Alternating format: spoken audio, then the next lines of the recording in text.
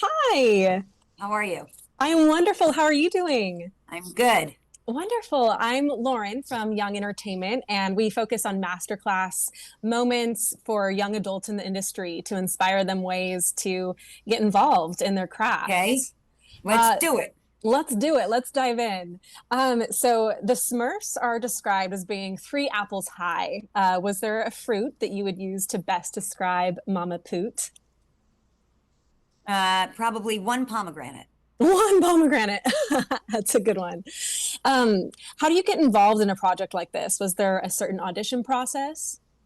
Not that I recall. I remember an email and then showing up on a lot, expecting to see some Smurf design, and instead being shown a hairball with one tooth and saying, but you're saying Rihanna's in this thing, right? Oh, let me see Rihanna. Oh, a cute little blonde Smurfette. Okay. All right.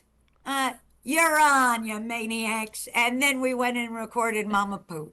Oh, I love it. Oh my gosh. Well, speaking of auditions, was there one audition story that has always stood out to you? Well, again, yeah, it wasn't an audition, Yeah. but for sure, it was a surprise. And I guess let me think. Auditions that stand out to me. Honestly, what I think about now is because I've been lucky to move behind the scenes so much in creating all these TV shows and writing all these movies and producing so much and directing. Yeah. So I now have the opportunity to sort of sit in the room when actors come in, Mm. and I've learned so much that I didn't know about all those years auditioning when I thought that I could just get it right. If Yeah. I just, it says eyeliner right there. I'll wear a leather jacket and eyeliner. And I memorized it perfectly. And I showed up on time and I'm ready. And this crazy thing happens, when somebody walks into the room, that even though it's exactly written like that, either they're right or they're wrong for other sort of reasons of essence, or all of these kind of conversations that have happened behind the scenes where the team of producers and filmmakers have decided on something else that wasn't even in that script, and Mm.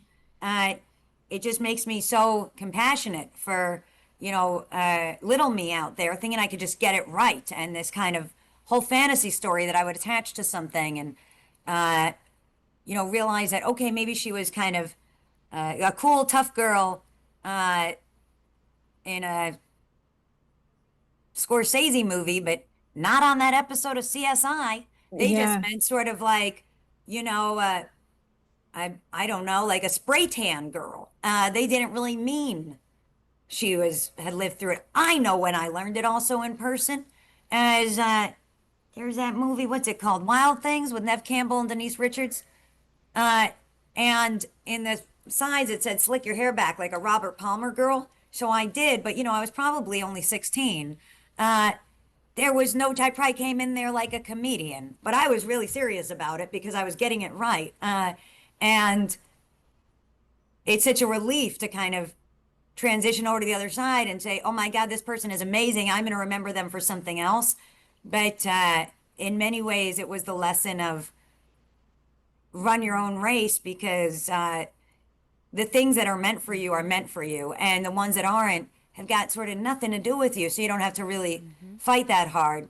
I think more than anything, I'm still talking, is that sort of reputationally, like casting directors and producers and writers are starting to see and get familiar with you. And then as soon as something makes sense for you, it's going to come your way. I So love yeah, that. that's my That's sort of global auditioning assessment. Yeah, no, that's such good advice. So much wisdom in there. I love that so much. Does your voice work in the Smurfs? It was just so upbeat and playful and fun. Did you find exploring the animated world of the Smurfs, did that sharpen or shape anything in your toolkit as you stepped into the Marvel universe for Fantastic Four? Uh, I don't know that the two necessarily. Collide. Yeah, I mean, only in that I think as the years go by, I'm much more like wear it like a loose garment in Mm, terms of my perfectionism. I guess I do have probably. a lot more perfectionism around, maybe writing and directing these days. But even there, I'm learning more and more that that kind of sort of like real clinging, I got to Yeah. get the take right, or uh, this scene could be written yet again, yet again.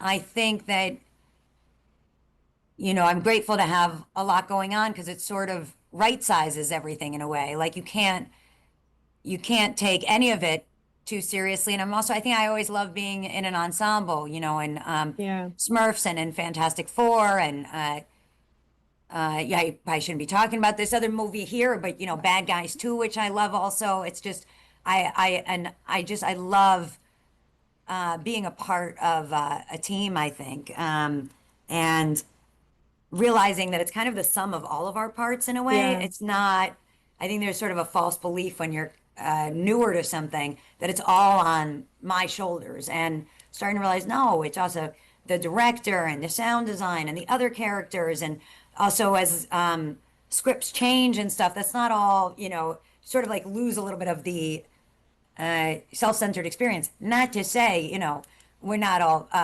nuts and self-centered or something, but at least there's like the joy of being part of a team. And so, I love being a part of a Smurfs community. It's so much more fun than being the only Smurf.